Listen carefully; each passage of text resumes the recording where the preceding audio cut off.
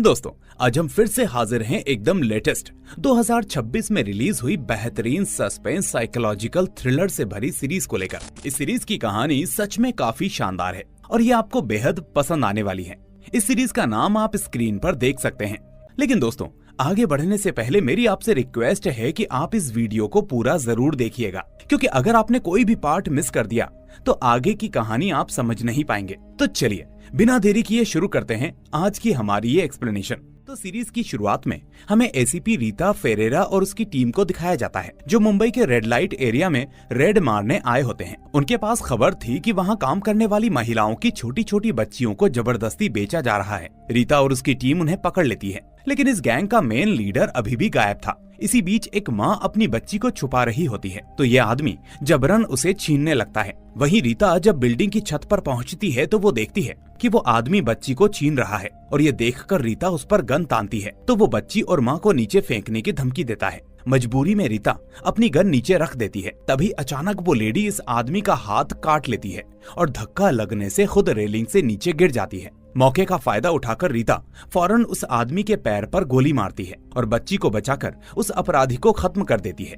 अब scene shift होता है और हम रीता को देखते हैं, जो पिछले 8 महीनों से एक टीचर बनकर रह रही थी। सब उसे टीचर ही समझते थे, लेकिन उसका असली मकसद इस गैंग को पकड़ना था। इसके बाद हमें रीता के बॉयफ्रेंड आदित्य को दिखाया जाता है, जो पेशे से एक डॉक्टर है। ये दोनों 2 साल से साथ रहते हैं, लेकिन अभी इनका रिश्ता ठीक नहीं चल रहा। रीता ने ब्रेकअप करने का फैसला कर लिया है, पर आदित्य उसे मनाने की पूरी कोशिश कर रहा है। दूसरी तरफ रीता ने जो रेड मारी थी, उसकी वजह से पूरे शहर में उसकी तारीफ हो रही होती है। लोग कह रहे हैं कि रीता ने अपनी बुद्धि से इतने बड़े गिरोह को पकड़ लिया। वहीं शहर के डीसीपी ने भी अपना इस्तीफा दे दिया है, इसलिए सबको लग रहा है कि रीता ही अगली डीसीपी बनेगी। लेकिन एसीपी विक्रम भी इस पद की रेस में है। वो नहीं चाहता कि रीता को ये प्रमोशन मिले। विक्रम इस बारे में अपने जूनियर ऑफिसर जतिन से बात करता है। वहीं रीता के बारे में एक और बात यह है कि उसे नशीले पदार्थ की बुरी लत है। जब वो बहुत ज्यादा स्ट्रेस में होती है तो वो इसका इस्तेमाल करती है। आज जब उसका स्टॉक खत्म हो गया था तो वो अपने एक सोर्स को फोन करती है, जिसे वो डॉक्टर बोलती है, और उसे समंदर किनारे पर मिलने के लिए बुलाती है। उसी समय एक रिहैब सेंटर से साजिद नाम का एक लड़का सिक्योरिटी गार्ड को रिश्वत देकर चुपके से बाहर निकल आता है। उधर रीता उसी सप्लायर के बताए अनुसार बीच पर उसका इंतजार कर रही थी। तभी वहाँ मनोहर नाम का एक बुजुर्ग आदमी आता है। मनोहर अक्सर बीच पर रहने वाले कुत्तों के लिए खाना लेकर आता है। आज भी वो वही कर रहा था। वैसे तो उस वक्त बीच पर कोई नहीं होता, पर रीता को देखकर वो उससे बातें करने लगता है। मनोहर कुत्तों के लिए उबला हुआ चिकन लेकर आया था, लेकिन पिछले कुछ दिनों से उसने ध्यान दिया कि कोई कुत्तों को कच्चा मांस खिला रहा है, जो उनकी सेहत के लिए बहुत ही बुरा है। मनोहर को लगा कि शायद रीता ही वो इंसान है, लेकिन रीता साफ मना कर देती है। बात करते करते मनोहर उसे पहचान लेता है कि ये तो एसीपी रीता फेरेरा है। रीता पहले तो मना करती है, पर मनोहर लगातार उसके पीछे पीछे बोलता रहता है। रीता पहले से ही परेशान थी और अपने सप्लायर का इंतजार कर रही थी, इसलिए उसे मनोहर की बकबक बिल्कुल भी पसंद नहीं आती। उसका मन कर रहा था कि वो सारा चिकन मनोहर के मुंह में ठूस दे ताकि वो चुप हो जाए, पर वो ऐसा नहीं करती और उसे नजरअंदाज करके आगे बढ़ जाती है। इसके बाद वो डीलर आता है, जिसे रीता डॉक्टर बोलती है। वहीं डॉक्टर उसका नंबर अपने पेशेंट के नाम से सेव करके रखता है। रीता ने कई बार नशा छोड़ने की कोशिश की, पर वो नाकाम रही। नशा लेकर रीता वहाँ से निकलती है और तभी बारिश शुरू हो जाती है। अगली सुबह जब रीता ऑफिस के लिए निकलती है तो उसे कंट्रोल रूम से खबर मिलती है कि बीच पर किसी का खून हो गया है। रीता तुरंत वहां पहुंचती है और देखती है कि मरने वाला कोई और नहीं बल्कि वही मनोहर है, जिसने पिछली रात उससे बात की थी।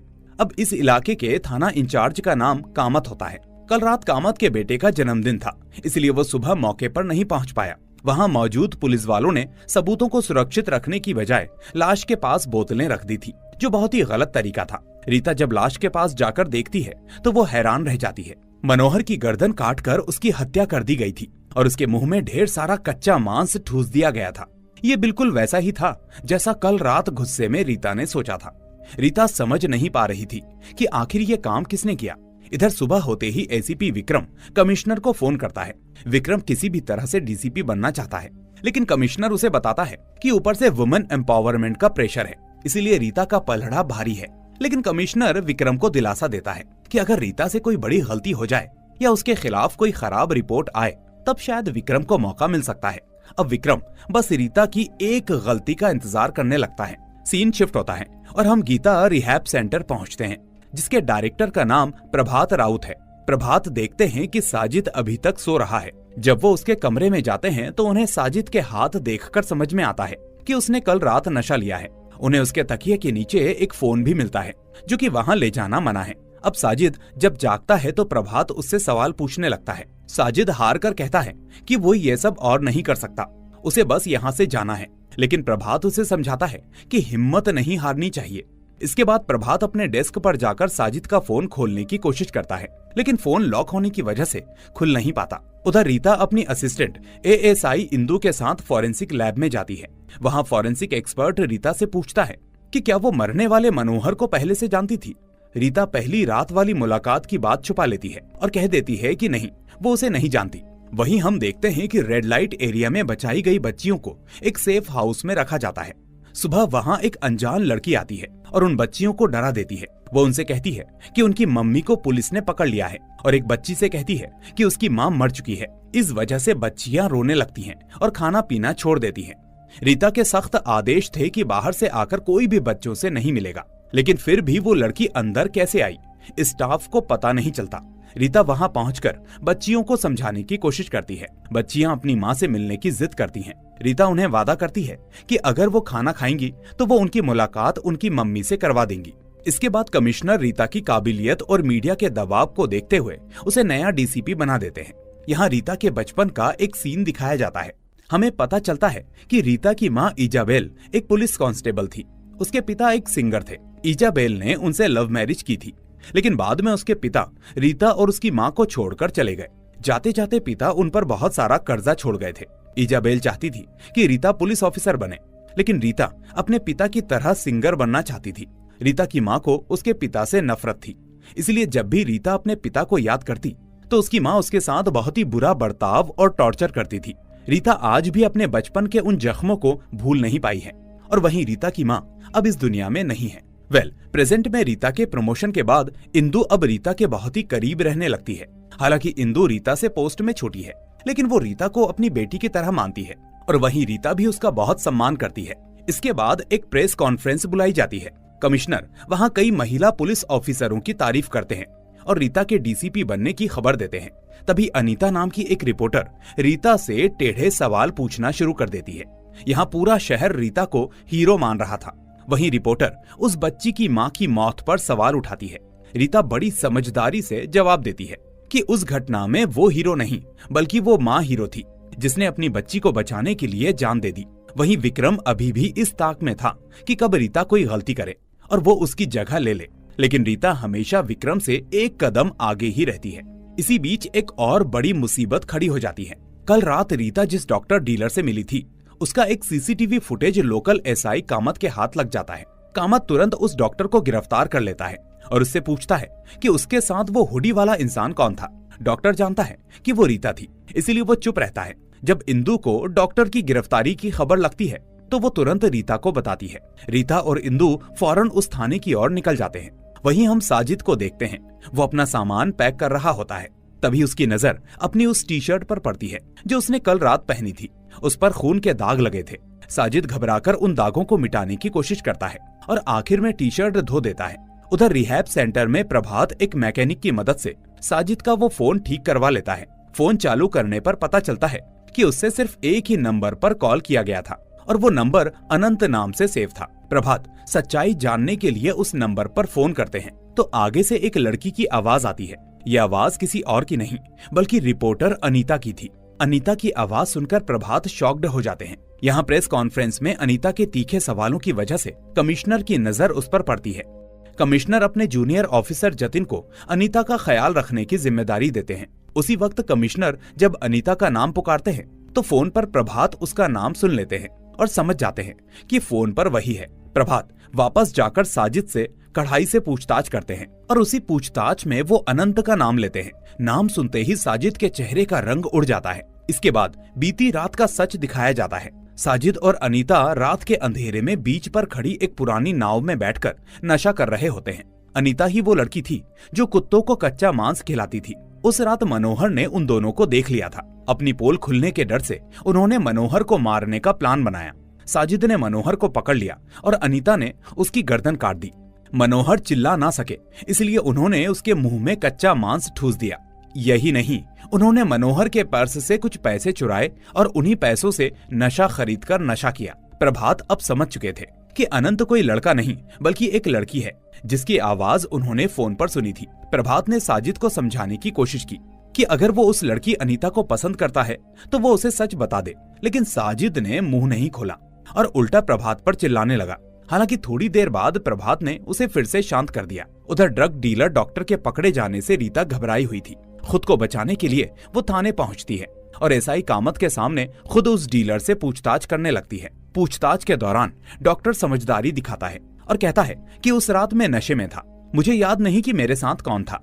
अपनी गर्दन बचाने के लिए रीता ने बड़ी चालाकी से वो केस कामत के थाने से छीनकर क्राइम ब्रांच में ट्रांसफर कर दिया ताकि उसका नाम कभी सामने ना आए। वहीं कामत और विक्रम अच्छे दोस्त होते हैं। कामत को ये बात बुरी लगती है कि रीता ने उससे ये केस छीन लिया, इसलिए वो विक्रम को सब बता देता है। विक्रम को भी शक हो जाता है कि आखिर रीता इस केस में इतनी दिलचस्पी क्यों ले रही है। उसने कामत से कहा कि इस केस की एक कॉपी लेकर उससे मिले, वो खुद इसकी जांच करेगा। इसके बाद रीता कमिश्नर से मिलती है तो उसे महसूस हुआ कि कमिश्नर उसे डीसीपी तो बना चुके हैं, लेकिन वो नहीं चाहते कि रीता खुद बड़े केस सुलझाए। कमिश्नर चाहते हैं कि उनके खास लोग जैसे विक्रम ये सब कुछ संभाले। तभी रीता के पास उसके बॉयफ्रेंड आदित्य का फोन आता है। वो रीता को प्रमोशन की खुशी में डिनर पर बुलाता है और बोलता है कि उसकी माँ उसे बधाई देना चाहती है। रीता रात 8:30 बजे पहुंचने का वादा करती है। इधर आदित्य ने रीता को प्रपोज करने के लिए एक अंगूठी भी खरीद ली थी। दूसरी तरफ रिपोर्टर अनीता के घर का हाल दिखाया जाता है। उसके चाचा बहुत ही बीमार हैं और उन्हें लकवा मार गया है। अनीता ही उनका ख्याल रखती है। यहाँ रीता को मरने वाले मनोहर के मोबाइल में कुछ तस्वीरें और एक लिंक मिलता है जो इस केस को एक नया मोड़ दे सकता है। वहीं रीता तुरंत अनीता को पूछताछ के लिए बुलाती है। अनीता बताती है कि वो एक ऑनलाइन न्यूज पोर्टल में काम करती है। जब वो बार बार पूछती है कि उसे क्यों बुलाया गया है, तब रीता उसे एक फोटो दिखाती है। उस फोटो में अनीता मरने वाले मनोहर के ठीक पीछे खड़ी दिख रही है। पकड़े जाने पर अनीता मान लेती है कि वो मनोहर को जानती थी। उसने कहा कि मनोहर कुत्तों से बहुत ही प्यार करते थे, इसलिए उसने एक बार उनका इंटरव्यू लिया था। रीता ने जब पूछा कि कत्ल किसने किया होगा तो अनीता ने चालाकी से जवाब दिया, मैडम ये पता लगाना तो आपका काम है। यहाँ रीता उन बच्चियों से मिलने और उन्हें डराने के लिए भी डांटती है, पर अनीता कहती है कि सवाल पूछना उसका हक है। रीता के ऑफिस से निकलते वक्त अनीता देखती है कि एसआई इंदु साल 2018 के एक पुराने मर्डर केस की फाइल ढूंढ रही है। इत्तेफाक से अनीता भी कल रात वही फाइलें पढ़ रही थी। दूसरी तरफ एसआई कामत उस ड्रग डीलर वाले केस की फाइलें विक्रम को दे देता है। फोटो देखते ही विक्रम समझ जाता है कि ये कोई नया तरीका नहीं है, बल्कि पहले भी इस तरह का खून हो चुका है। उधर इंदु भी रीता को बताती है कि 2018 में रवि देसाई और दिनेश प्रधान नाम के 2 लोगों का कत्ल भी इसी पैटर्न से हुआ था। उस वक्त पुलिस को लगा था कि ये कोई कटर गैंग का काम है और उन्होंने शक्ति सुरभ नाम के एक आदमी को जेल भी भेज दिया था, जो अभी भी जेल में है। जांच में एक और अजीब बात सामने आती है। मनोहर बहुत ही नेक इंसान थे और अपने पैसों का एक बड़ा हिस्सा कुत्तों की सेवा में लगाते थे। 2018 में मरा दिनेश प्रधान आटे की चक्की का मालिक था और गरीबों में मुफ्त का आटा देता था। वहीं रवि देसाई एक टीचर था जो गरीब बच्चों को मुफ्त में पढ़ाता था। इसका मतलब यह है कि अब तक इस तरीके से जितने भी लोगों का कत्ल हुआ है वो सब बहुत ही अच्छे लोग थे। कातिल चुन चुनकर नेक लोगों को अपना निशाना बना रहा है। सबसे बड़ा सवाल यह था कि अगर 2018 में शक्ति सुरभ की गिरफ्तारी के बाद कटर गैंग खत्म हो गया था तो अब दोबारा वैसे ही खून कौन कर रहा है। यहाँ रीता केस की गुत्थी को सुलझाने में इतनी खो गई थी कि वो आदित्य के साथ डिनर पर जाने की बात भूल गई। उधर रिहैब सेंटर में अनीता चोरी छुपे साजिद से मिलने आती है। साजिद उसे वापस जाने को बोलता है क्योंकि उसे डर लग रहा था और तभी प्रभात वहाँ पर आते हैं और दोनों को साथ में देख लेते हैं। अपना शक दूर करने के लिए प्रभात उसी अनंत वाले नंबर पर फोन लगाते हैं और अनीता का फोन बज उठता है। प्रभात को सारा सच समझ में आ जाता है। इसके बाद कहानी 2015 में जाती है। अनीता और साजिद एक लड़कों के अनाथालय मतलब बॉयज ऑर्फनेज में रहते थे। वहाँ का सुपरिटेंडेंट फर्नांडिस बहुत ही बुरा आदमी था। वो अनीता मतलब अनंत को लड़की के कपड़े और विग पहनाकर अपने पास बुलाता था और उसे मोलेस्ट करता था। अब साजिद को जब ये बात पता चली तो दोनों ने मिलकर फर्नांडिस को मार डाला। ये उनका पहला कत्ल था। उस रात वो भागकर पुरानी नाव में छुप गए। कुछ दिनों के बाद साजिद ने अनीता को बिना बताए पुलिस के सामने सरेंडर कर दिया ताकि अनीता बच सके। अनीता के चाचा और दादी उसे अपने साथ ले गए। दोस्तों, अब आप सोच रहे होंगे कि अनीता लड़की होकर लड़कों के अनाथालय में क्यों थी? इसका जवाब हमें आगे मिलेगा। अब सीन वापस प्रेजेंट में आता है, जहां अपनी पोल खुलने के डर से ये दोनों प्रभात का भी कत्ल कर देते हैं और भागकर फिर से उसी नाव में छुप जाते हैं। यहाँ साजिद को बहुत ही पछतावा होता है, क्योंकि प्रभात ने ही उसकी जान बचाई थी और उसे रिहैब सेंटर लाए थे। उसे लग रहा था कि उसने अपने रक्षक को ही मार दिया, लेकिन अनीता उसे बार बार समझाती है कि जो हो गया सो हो गया, अब उसे भूल जाओ। साजिद को नशे की तलब लग रही थी और वो गुस्से में अपना फोन पत्थर के बीच फेंक देता है। अनीता उसे ढूंढने की कोशिश करती है, पर वो फोन नहीं मिलता। दूसरी तरफ रीता डिनर पर नहीं पहुंच पाती, जिससे दुखी होकर आदित्य बहुत शराब पी लेता है और नशे में गाड़ी चलाते वक्त उसका एक्सीडेंट हो जाता है। रीता मौके पर पहुंचती है और उसे अपनी गाड़ी में ले जाती है। यहाँ पुरानी यादें दिखाई जाती हैं। 2 साल पहले भी आदित्य ने इसी तरह रीता की कार को टक्कर मारी थी। आदित्य एक डॉक्टर था, इसलिए उसने रीता की आंखों और हाथों की गंध से पहचान लिया था कि उसने गांजा पिया है। वहीं से उसकी जान पहचान और प्यार शुरू हुआ था। प्रेजेंट में रीता और अनीता दोनों ही अपने अपने साथियों को, मतलब आदित्य और साजिद को, घर ले जाकर सुला देती हैं। अगली सुबह खबर फैलती है कि प्रभात राउत का कत्ल हो गया है। अब साजिद की आंखें अनीता के घर खुलती हैं, तो वो बहुत ही अनकंफर्टेबल महसूस करता है। वो अनीता की दादी को देखकर डर जाता है, क्योंकि इस घर से उसका कोई पुराना भयानक नाता था। उधर रीता मर्डर वाली जगह पहुंचती है। वो आदित्य की हरकत की वजह से पहले ही गुस्से में थी, इसलिए पुलिस वालों की लापरवाही को देखकर वो उन पर बुरी तरह से चिल्लाती है। इस बार कातिल ने एक नया तरीका अपनाया था। मनोहर के मुंह में चिकन था, तो प्रभात के मुंह में एक मोबाइल ठूस दिया था। रिहैब सेंटर के लोग पुलिस को साजिद के बारे में बताते हैं कि वो नशेड़ी था और प्रभात ने ही उसे यहाँ रखा था। जांच के दौरान प्रभात की डायरी से पुलिस को एक अनंत वाला नंबर मिलता है, जिसे प्रभात ने नोट करके रखा था। लेकिन रिहैब सेंटर में कोई नहीं जानता कि ये अनंत आखिर है कौन। वहीं पुलिस को मर्डर वाली जगह से लंबे बाल का एक नमूना और 2 लोगों के उंगलियों के फिंगरप्रिंट्स मिलते हैं। पुलिस को शक था कि ये बाल और निशान कातिलों के ही हैं। उधर दूसरी तरफ अनीता के घर पर साजिद नशे के लिए तड़प रहा होता है। अनीता उसे नशा देती है, जिससे उसे सुकून मिलता है। इसके बाद अनीता उसे अपने पैरालाइज्ड चाचा के पास लेकर जाती है और कहती है कि देखो, इसे मैंने अब तक इसीलिए जिंदा रखा है। असल में 2015 वाले मर्डर के बाद साजिद जुवेनाइल सेंटर चला गया था। 2017 में वहां से छूटने के बाद वो अनीता से मिलने उसके घर आया था। अनीता का चाचा उस वक्त एक पुलिस ऑफिसर था। उसने जब साजिद को अनीता के साथ देखा और जाना कि वो नशेड़ी है, तो उसने साजिद को बहुत बेरहमी से पीटा। उस रात चाचा ने साजिद को बहुत ही टॉर्चर किया था और अनीता को भी अपनी जिंदगी का अभिशाप कहा था। अनीता ने अपने चाचा को आज तक सिर्फ इसीलिए जिंदा रखा है ताकि वो उसे तड़पता हुआ देख सके और अपना बदला ले सके। तो अब वो साजिद को दिखाना चाहती थी कि जिसने उसे मारा था आज उसकी ये हालत है। तभी अनीता के ऑफिस से उसे उसके बॉस का फोन आता है और उसे प्रभात की मर्डर की खबर कवर करने के लिए बोला जाता है। अनीता साजिद को घर छोड़कर खुद रिपोर्टिंग के लिए निकल जाती है। असल में पिछली रात जब प्रभात को पता चला था कि अनीता ही अनंत है, तभी उन्होंने उसे कुछ कहा नहीं था। उन्होंने बस इतना कहा था, अगर तुम बाहर जाओ तो चाबी लेकर जाना। लेकिन अनीता को डर था कि प्रभात सब कुछ जान चुके हैं और साजिद का फोन भी उनके पास है, इसलिए अनीता ने साजिद को उकसाया और कहा कि उसे मारना ही होगा। अनीता के कहने पर साजिद ने प्रभात की नस काटकर उसका कत्ल कर दिया, यानी कि कत्ल साजिद ने किया था, अनीता ने नहीं। अब सीन प्रेजेंट में आता है। अनीता रिपोर्टिंग के लिए पहुंच जाती है। अब वहीं उसकी मुलाकात जतिन से होती है। जतिन अनीता को पसंद करने लगा था, इसलिए उसे इम्प्रेस करने के लिए वो केस की अंदरूनी बात बता देता है। वो कहता है कि यहाँ के एक मरीज ने ही डॉक्टर का कत्ल किया था। जतिन ने अभी नाम नहीं लिया, लेकिन अनीता के मुंह से गलती से साजिद का नाम निकल जाता है। इससे जतिन को थोड़ा सा शक होता है, पर अनीता बहुत ही चालाकी से बात को घुमा देती है। वो मजाक में कहती है कि हाँ, मैं अभी साजिद से मिलकर आ रही हूँ, वो तो मेरे घर पर ही है। यहाँ जतिन उसे कॉफी पीने के लिए बोलता है, पर अनीता मना करके चली जाती है। उधर मीडिया में शोर मच जाता है कि ये एक सीरियल किलिंग का केस है। कमिश्नर रीता और विक्रम को बुलाकर इस केस को जल्द से जल्द सुलझाने का हुक्म देते हैं। विक्रम कहता है कि ये सब साजिद का काम है। वो पहले जुवेनाइल सेंटर में था, फिर कटर गैंग के लिए काम करने लगा था। लेकिन रीता सवाल उठाती है कि अगर साजिद ने ही खून किया है तो उसका मोटिव क्या है। विक्रम कहता है कि साजिद एक नशेड़ी है और उसके लिए 50 या 100 रुपए के लिए किसी की जान लेना कोई बहुत बड़ी बात नहीं है, जबकि मरने वाले सभी लोगों के वॉलेट्स चोरी हुए हैं। इसलिए विक्रम को यकीन है कि उसने नशे के पैसों के लिए ही ये सब मर्डर्स किए हैं। लेकिन रीता को ये बात हजम नहीं होती। उसे लगता है कि कहानी इतनी सीधी नहीं है। अब भले ही रीता यहाँ इस केस की इंचार्ज है, पर फिर भी कमिश्नर ने विक्रम को साजिद को पकड़ने की जिम्मेदारी दे दी। कमिश्नर चाहते हैं कि विक्रम खुद को साबित करे। विक्रम ने जिस चंदू नायक का जिक्र किया था वो भी कटर गैंग का हिस्सा था, लेकिन अब वो सिर्फ पैसों के लिए इधर उधर इंटरव्यू देता फिरता है। इधर रीता को गुस्सा आता है कि विक्रम को चंदू नायक के बारे में पता चल गया और उसकी टीम को कुछ भी नहीं पता। वो इंदु पर बुरी तरह से चिल्लाती है और हुक्म देती है, जल्दी से जल्दी चंदू नायक को ढूंढो। साथ ही वो मौके से मिले बालों और उंगलियों के निशानों की रिपोर्ट भी जल्दी से मंगवाती है।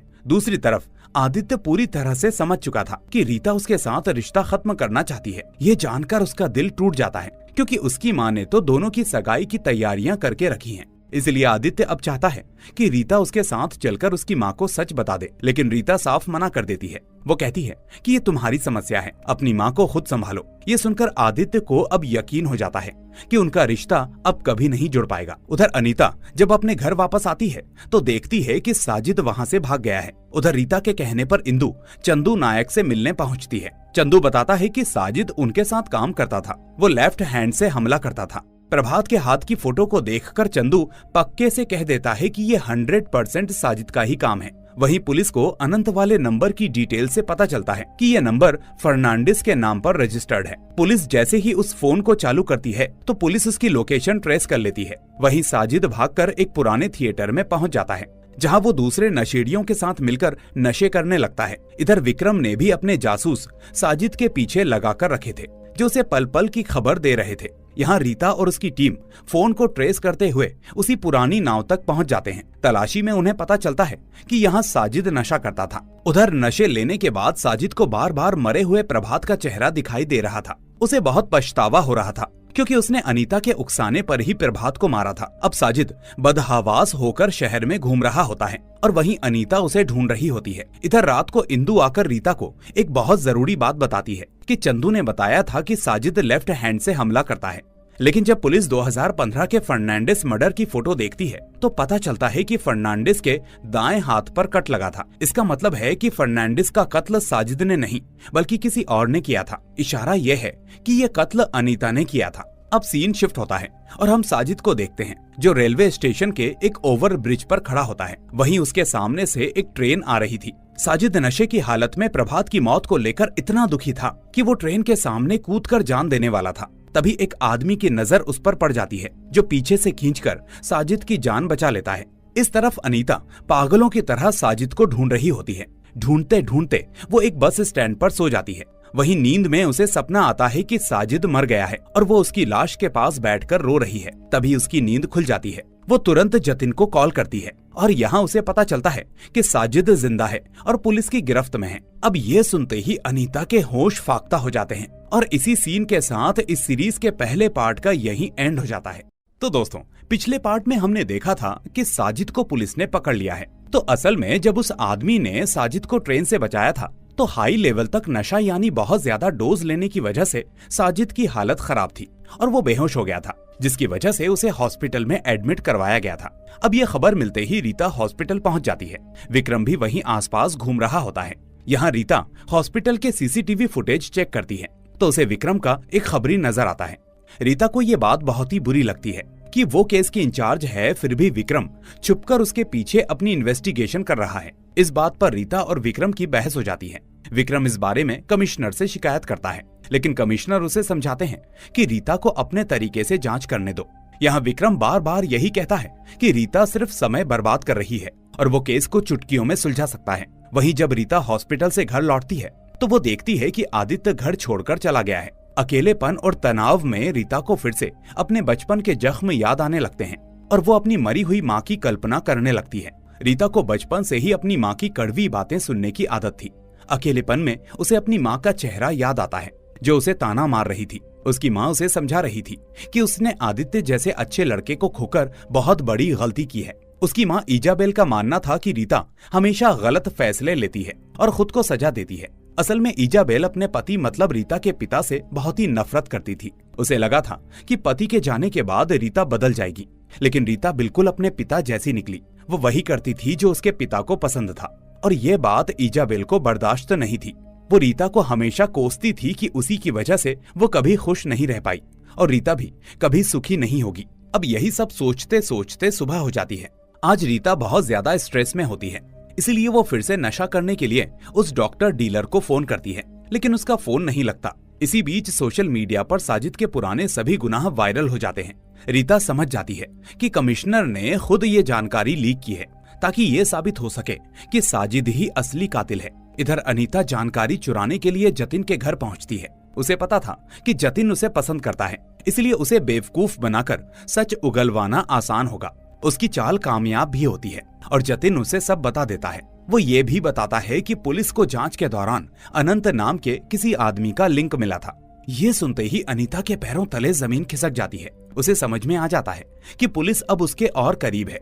जतिन बताता है कि वो बहुत ही जल्द अनंत तक पहुंच जाएंगे, क्योंकि पुलिस को पक्का यकीन है कि साजिद अकेला नहीं है। उसने ये भी बताया कि पुलिस के पास उंगलियों के निशान और बालों के नमूने भी हैं।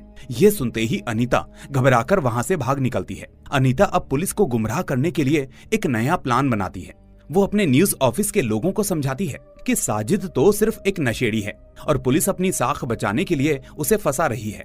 तभी उसे पता चलता है कि चंदू नायक पुलिस को साजिद के बारे में कुछ खास जानकारी देने वाला है। चंदू का नाम सुनते ही अनीता को पुरानी बात याद आती है। दरअसल साल 2017 में जब अनीता के चाचा ने साजिद को मारा था, तब अनीता उसे ढूंढते हुए चंदू के पास गई थी। उस वक्त चंदू ने उसे पहचान लिया था। चंदू जानता था कि अनीता और साजिद एक ही अनाथालय में थे। उसने अनीता से कहा था कि तुम वही अनंत हो ना? मैंने फर्नांडिस की लाश देखी थी। उसकी नस जिस तरह से कटी हुई थी वो साजिद का काम नहीं था। इसका मतलब है कि चंदू को पहले से पता था कि फर्नांडिस का कत्ल अनीता ने किया था। यहाँ अनीता को डर था कि अगर पुलिस चंदू से मिली तो वो सब कुछ उगल देगा। उधर हॉस्पिटल में साजिद को होश आता है। ये देखकर कमिश्नर तुरंत विक्रम को फोन करके बोलते हैं कि वो जल्दी से जल्दी साजिद से जाकर पूछताछ करे और उसे अपनी कस्टडी में ले ले। कमिश्नर कहते हैं कि वो रीता को संभाल लेंगे। रीता को केस से भटकाने के लिए कमिश्नर उसे फोन करते हैं और बोलते हैं कि होम मिनिस्टर का बेटा शूटिंग करना चाहता है, तो जाओ और जाकर उसकी मदद करो। कमिश्नर के कहने पर रीता को मजबूरन होम मिनिस्टर के बेटे के शूटिंग सेट पर जाना पड़ता है। हालांकि रीता यहाँ कमिश्नर को समझाने की कोशिश करती है कि वो केस बहुत ही सीरियस है, पर कमिश्नर नहीं मानता। इससे रीता समझ जाती है कि ये सब उसे इन्वेस्टिगेशन से दूर रखने की एक चाल है, इसीलिए वो वहाँ काम किए बिना गुस्से से चली जाती है। अब दूसरी तरफ विक्रम अपने प्लान के मुताबिक साजिद को हॉस्पिटल से डिस्चार्ज करवाकर अपनी कस्टडी में ले लेता है। इस बीच फॉरेंसिक रिपोर्ट आती है जिससे एक बड़ा खुलासा होता है। असल में प्रभात के कमरे से जो बाल मिले थे वो असली नहीं थे बल्कि नकली बाल थे। ये जानकर रीता हैरान हो जाती है कि अगर अनंत एक लड़की है तो वो नकली बाल क्यों लाएगी। वहीं साजिद पुलिस को बताता है कि अनंत एक लड़की है और वो दोनों ही एक अनाथालय में साथ थे। रीता जब उस अनाथालय में जांच करने पहुंचती है तो वो 2005 से लेकर 2015 तक का लड़कियों का रिकॉर्ड मांगती है। तो वहाँ के लोग कहते हैं कि मैडम ये बॉयज ऑर्फनेज है, यहाँ कोई लड़की कभी नहीं रही। ये सब जानकर रीता और ही कंफ्यूज हो जाती है, क्योंकि साजिद ने कहा था कि वहाँ उस लड़की का शोषण होता था। अगर वो लड़कों का हॉस्टल था तो लड़की वहाँ कैसे आई। यहाँ रीता इंदु को वहाँ के पुराने सारे रजिस्टर चेक करने के लिए छोड़ देती है और खुद वहाँ से निकल जाती है। अब गाड़ी चलाते वक्त रीता पुरानी बातों को फिर से याद करने लगती है कि आखिर साजिद ने ऐसे क्यों कहा कि फर्नांडिस लड़कियों का शोषण करता था। तभी रीता को अब याद आता है कि हर कत्ल के बाद मरने वाले का वॉलेट गायब हो जाता था, जिसे पुलिस मामूली चोर मानकर टाल देती थी। मगर सबसे बड़ा सवाल अभी भी वही था, अगर अनंत एक लड़की है तो प्रभात के घर से नकली बाल क्यों मिले और लड़कों के अनाथालय में लड़की क्या कर रही थी। यहाँ पुराने केस की फाइलों से एक और अजीब बात पता चलती है कि सुपरिटेंडेंट फर्नांडिस की अलमारी से लड़कियों के परफ्यूम और नकली बाल मिले थे। इसका मतलब अनाथालय में ही कोई बड़ा राज छुपा रहा है। इधर इंदु के पुराने फाइलों की छानबीन करने पर उसे अनंत नाम के 2 लड़कों का पता चलता है। इनमें से एक को 2010 में किसी ने गोद लिया था, जो अभी विदेश में है। अब रीता तुरंत क्राइम ब्रांच पहुंचती है, जहां विक्रम पहले से ही साजिद से पूछताछ कर रहा था। यहाँ आकर रीता विक्रम को बाहर भेज देती है और खुद साजिद से बात करती है। साजिद कुछ भी बोलने को तैयार नहीं था। तब रीता चालाकी से कहती है कि मैंने 10 साल पुरानी फाइलें पढ़ी हैं और मुझे पता है कि फर्नांडिस का कत्ल तुमने नहीं बल्कि अनंत ने किया था। अब वो मेरे हाथ से बच नहीं पाएगा। ये सुनकर साजिद अनीता को बचाने के लिए सारा इल्जाम अपने ऊपर ले लेता है। वो कहता है कि अब तक जितने भी खून हुए हैं वो सब मैंने ही किए हैं, अनंत ने किसी को नहीं मारा। इधर इंदु रीता को दूसरे अनंत के बारे में एक चौंकाने वाली जानकारी देती है। रिकॉर्ड के हिसाब से वो अनाथालय से कब बाहर निकला उसकी कोई तारीख है ही नहीं, लेकिन उसे वहां छोड़ने वाली औरत का नाम ललिता था। जब उस पुराने नंबर के फोन की जांच की गई तो पता चला कि वो पुलिस विभाग का नंबर था। जो मशहूर एनकाउंटर स्पेशलिस्ट जॉय आचार्य के नाम पर था। रीता ने जब जॉय आचार्य के बारे में छानबीन की तो पता चला कि उन पर एक फिल्म बनने वाली है, जिसे हाई कोर्ट ने रोक दिया था। इधर अनीता को डर लग रहा था कि पुलिस उसके करीब पहुंच रही है, इसलिए वो अपने पीछे के सारे सबूत मिटाने लगती है। उसने चंदू नायक के घर पर जाकर उसका भी कत्ल कर दिया ताकि वो पुलिस को कुछ भी बता ना सके। इसके बाद कहानी काफी पीछे साल 1998 में जाती है, जब जॉय आचार्य एक खतरनाक एनकाउंटर स्पेशलिस्ट थे। तभी एक अपराधी का एनकाउंटर करने के दौरान उनकी मुलाकात बाबिन नाम की एक रशियन औरत से हुई थी। ये वही औरत थी जिसे अनीता ने अपने सपने में देखा था। इधर प्रेजेंट में रीता और इंदु अजय नाम के एक फिल्म प्रोड्यूसर से मिलती हैं, जो जॉय आचार्य पर फिल्म बना रहे थे। अजय ने बताया कि जॉय आचार्य का निशाना बहुत ही पक्का था। वो अपराधी के सीधे माथे के बीच में गोली मारते थे। वो हमेशा एक नीले रंग की कार का इस्तेमाल करते थे। 98 के उस एनकाउंटर के बाद से ही जॉय आचार्य और उस रशियन औरत बाबिन के बीच रिश्ता शुरू हो गया था। जॉय आचार्य और बाबिन ने शादी कर ली थी। बाबिन प्रेग्नेंट हुई और वो एक खुशहाल परिवार का सपना देखने लगे। लेकिन एक दिन कुछ बदमाशों ने जॉय को ठीक उन्हीं के स्टाइल में गोली मारकर खत्म कर दिया। वो मर्डर ललिता के डांस स्कूल के सामने हुआ था। ये वही ललिता है जिसने अनंत को अनाथालय में छोड़ा था। अब रीता और उसकी टीम ललिता के पास पहुंचती है। यहाँ ललिता एक बहुत बड़ा सच बताती है। वो बताती है कि डांस स्कूल तो बस एक दिखावा था। असल में वो रशियन लड़कियों से गलत काम करवाता था। जॉय की मौत के बाद खुद को जिंदा रखने के लिए बाबिन को भी मजबूरन वही काम करना पड़ा। बाबिन ने एक प्यारी सी बेटी को जन्म दिया, जिसने उसका नाम अनंत रखा। हालांकि अनंत एक लड़की थी, लेकिन बाबिन उसे हमेशा लड़कों के कपड़े पहनाती थी। वो उसे लड़का बताकर ही पालती थी। बाबिन को डर था कि अगर दुनिया को पता चला कि अनंत लड़की है तो लोग उसे भी इस गंदे दलदल में धकेल देंगे। अपनी बेटी को बचाने के लिए उसने उसे लड़का बना दिया। एक दिन पुलिस ने वहाँ छापा मारा। पुलिस को लगा कि बाबिन ने ये बच्चा कहीं से चुराया है। वो अनंत को उससे छीनने लगे, पर अपनी बेटी को पुलिस से बचाने के लिए बाबिन अनंत को गोद में लेकर बालकनी से कूद गई। इस हादसे में बाबिन की तो मौत हो गई, पर अनंत बच गई। इसके बाद वो कुछ समय तक ललिता के पास रही। तभी एक दिन अनंत ने एक बिल्ली का सिर फोड़ दिया। उसकी हिंसक हरकतें देखकर ललिता डर गई और उसे लगा कि इस बच्ची की वजह से वो पुलिस के चक्कर में फंस सकती है। इसलिए ललिता ने अनंत से पीछा छुड़ाने के लिए उसे लड़की होने के बावजूद लड़का बताकर बॉयज अनाथालय में छोड़ दिया। यही वजह थी कि अनंत, जो असल में अनीता है, वो लड़कों के अनाथालय में पली बढ़ी और नकली बाल लगाती थी। यहाँ रीता गुस्से में ललिता से कहती है कि तुम अच्छी तरह से जानती थी कि अनाथालय के सुपरिटेंडेंट फर्नांडिस का नेचर कितना बुरा था, फिर भी तुमने उस बच्ची को वहाँ क्यों छोड़ा। ललिता कहती है कि उस समय वो सिर्फ अपनी जान बचाना चाहती थी, उसने अनंत के बारे में नहीं सोचा।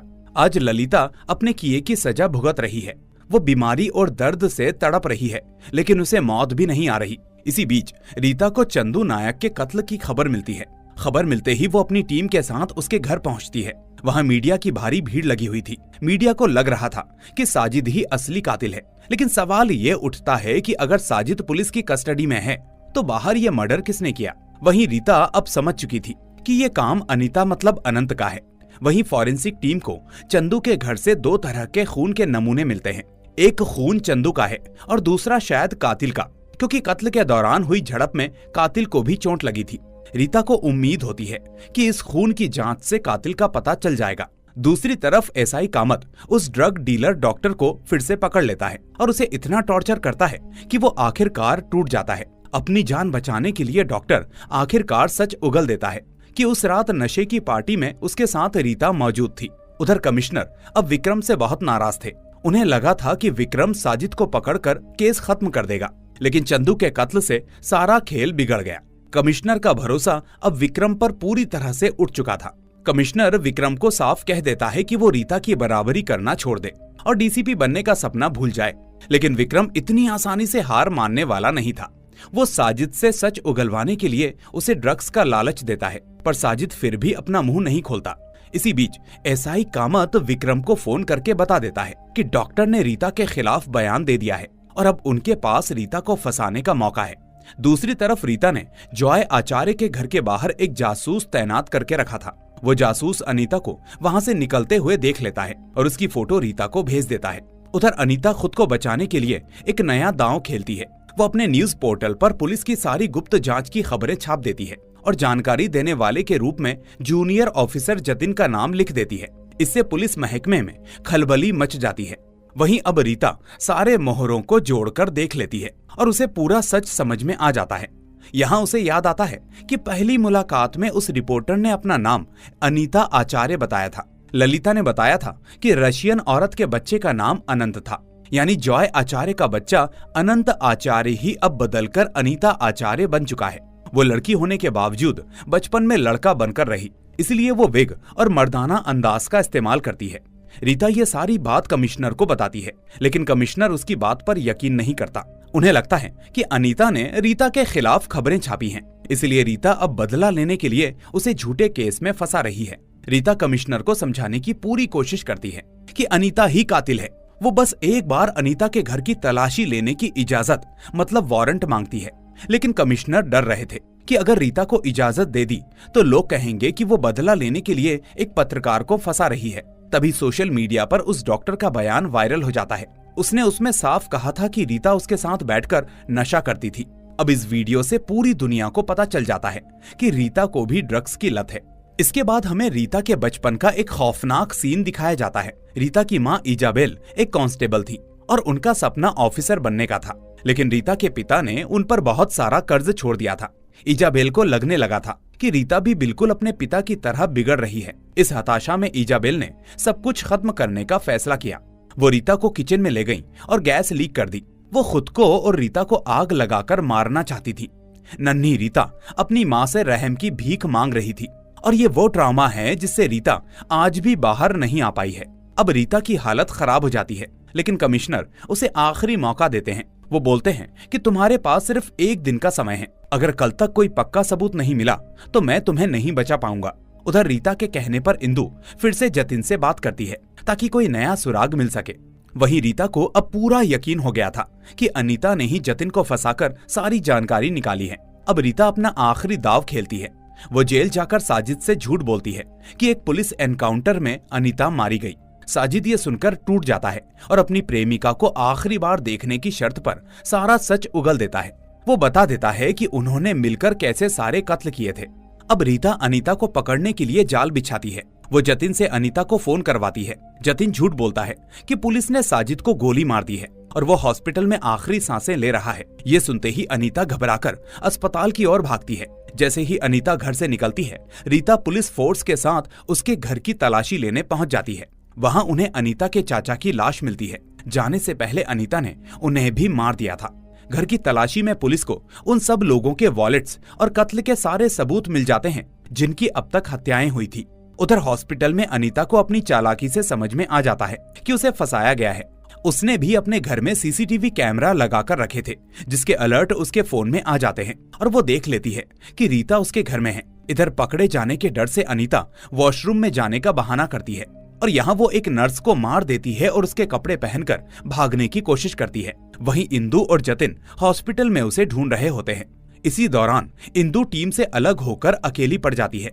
मौका पाकर अनीता इंदु पर हमला कर देती है और उसे भी बेरहमी से मार डालती है। इसके बाद जब रीता वहां पहुंचती है तो अपनी साथी इंदु की लाश को देखकर वो दंग रह जाती है। इंदु की मौत ठीक उसी बेरहम तरीके से हुई थी जैसे बाकी के कत्ल हुए थे। अपनी सबसे अच्छी दोस्त को खोने के गम में और गुस्से में रीता सीधे जेल पहुंचती है और फिर वो साजिद को बुरी तरह से पीटना शुरू कर देती है। इस हरकत की वजह से रीता को पुलिस की नौकरी से सस्पेंड कर दिया जाता है। अब वो आधिकारिक तौर पर इस केस पर काम नहीं कर सकती थी।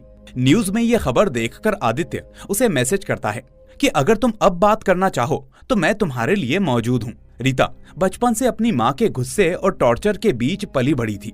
पुलिस फोर्स में आने के बाद इंदु ही वो शख्स थी जो एक माँ की तरह उसका ख्याल रखती थी। इंदु के जाने से रीता पूरी तरह से टूट चुकी थी। इसके बाद वो अपना सारा सामान समेटकर विक्रम को चार्ज सौंपने लगती है। तभी बच्चों के शेल्टर होम जहां रेड लाइट एरिया से बचाए गए बच्चे रखे गए थे, वहां से एक फोन आता है। अनीता वहां पहुंच चुकी थी। उसने वहां सबको होस्टेज बना लिया होता है। अनीता वहां रीता को फोन करके धमकी देती है कि अगर तुम बच्चों को जिंदा देखना चाहती हो तो फौरन साजिद को लेकर यहाँ आओ। अगर मुझे कोई भी पुलिस की गाड़ी दिखी तो मैं एक एक बच्चे को मार दूंगी। यहाँ अनीता ने लड़कियों को एक कमरे में बंद कर दिया था और पूरे सेफ हाउस पर कब्जा कर लिया था। वहां की इंचार्ज औरत जब भागने की कोशिश करती है तो अनीता उसे भी मार डालती है। ये सब देखकर वहां के मासूम बच्चे भी अब समझ चुके थे कि अनीता उनकी रक्षक नहीं बल्कि एक कातिल है। उधर अब रीता के पास भी कोई रास्ता नहीं बचा था। सस्पेंड होने के बावजूद बच्चों की जान बचाने के लिए वो कमिश्नर को फोन करती है और एक आखिरी रिक्वेस्ट करती है। रीता किसी भी कीमत पर बच्चों को बचाना चाहती थी, पर कमिश्नर उसकी बात मानने को तैयार नहीं थे। फिर भी रीता जतिन की मदद से साजिद को कस्टडी से बाहर निकालती है और शेल्टर होम की तरफ चल देती है। रास्ते में साजिद अनीता से फोन पर बात करके उसे समझाने की कोशिश करता है कि तुम जो कर रही हो वो गलत है, इसलिए अच्छा यही होगा कि तुम सरेंडर कर दो। लेकिन अनीता बस इतना कहती है कि तुम यहाँ आओ फिर देखेंगे। अब जैसे ही रीता और साजिद शेल्टर होम पहुँचते हैं, अनीता रीता के हाथों में हथकड़ी लगा देती है और उसकी गर्दन पर चाकू रख देती है। इसके बाद वो साजिद से कहती है कि वो कमरे में रखे हुए मेडल्स लेकर आए, क्योंकि वो रीता के मुंह में मेडल्स ठूस कर उसे मारना चाहती थी।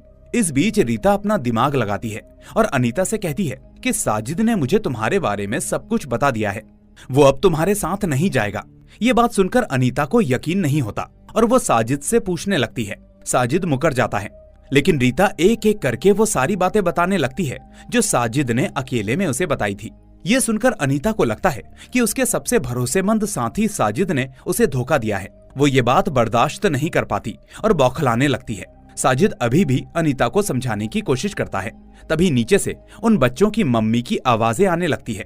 असल में रीता ने कमिश्नर से यही गुजारिश की थी कि उन सभी औरतों को रिहा कर दिया जाए, मतलब उन सभी रेड लाइट एरिया में काम करने वाली महिलाओं को, क्योंकि रीता ने उन बच्चों से वादा किया था कि वो उनकी मम्मी को वापस लाएगी और सस्पेंड होने के बावजूद उसने अपना वादा निभाया। अब बच्चे अपनी माँ को देखकर शोर मचाने लगते हैं और अनीता उन्हें चुप कराने के लिए आगे बढ़ती है। इसी मौके का फायदा उठाकर रीता साजिद से कहती है कि सिर्फ तुम ही हमें बचा सकते हो। ये सुनकर साजिद का दिल पसीज जाता है और वो रीता की हथकड़ी खोल देता है।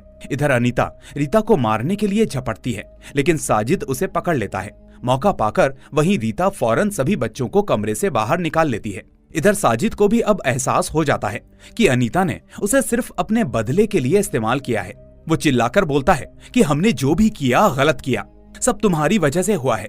यहाँ साजिद इतना ज्यादा आत्मग्लानि में होता है कि वो अपनी गलती का प्रायश्चित करने के लिए अनीता के हाथों में पकड़ा हुआ चाकू खुद अपनी गर्दन पर चला देता है और अनीता की आंखों के सामने ही वो दम तोड़ देता है। साजिद की मौत से अनीता पूरी तरह से पागल हो जाती है।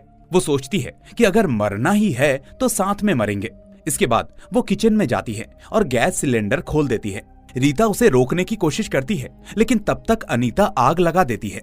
ये बिल्कुल वैसा ही मंजर था जैसा रीता ने बचपन में अपनी माँ के साथ देखा था। तभी अचानक एक जोरदार धमाका होता है। किस्मत से रीता दरवाजे के पास बैठी थी और वो झटके से बाहर गिर जाती है और उसकी जान बच जाती है। सभी बच्चे पहले से ही सुरक्षित बाहर निकल चुके थे। पुलिस की टीम भी वहां पहुंच चुकी थी। यहाँ रीता हिम्मत दिखाकर आग बुझाती है और अनीता को बाहर निकालती है।